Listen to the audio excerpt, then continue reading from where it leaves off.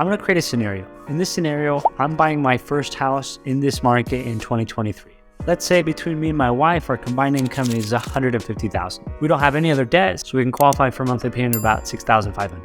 Now, we could probably stretch that out a little bit more, but conservatively, with almost all financing programs, you should be able to qualify for a repayment of about $6,500. Now, me, personally, I would never ever buy a house where I felt like we were stretched out to the very limit. I've seen too many situations where unexpected expenses come up, and although I want a nice house, I'd much rather have additional funds for additional opportunity. So I want to keep my monthly payment about $3,000. But unfortunately, with interest rates 7%, that only buys you about a $400,000 house, which is probably like a 4-bed, 2-bath house in Utah.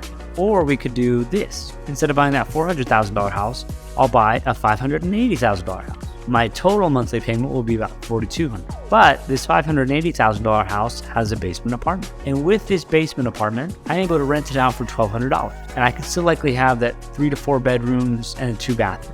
And then a 2-bed, 1-bath downstairs. And the big reason why I would opt for this is because although my monthly payment's going to be the same, my debt pay down is going to be higher the higher leverage that I have. And eventually, when interest rates come back down and prices start to go back up, let's say prices over the next 5 years increase 30%. At my $400,000 house, that's still $120,000. Not a bad spot considering both situations. I'm only putting about $20,000 to $30,000 down. But on my $600,000 house, that 30% is $180,000. So I make an extra $60,000 on that, and I make a little bit more with debt payment. And eventually, when I turn it into an investment property, I have more depreciation from that property. So the more that I can leverage while still keeping my monthly payment as affordable is what I chalk up to a good deal. Now, let's say in 3 years, interest rates drop down to 4. My new monthly payment on that house is $3,200. I'm still renting out the basement for $12,000. So now my monthly payment is only $2,000.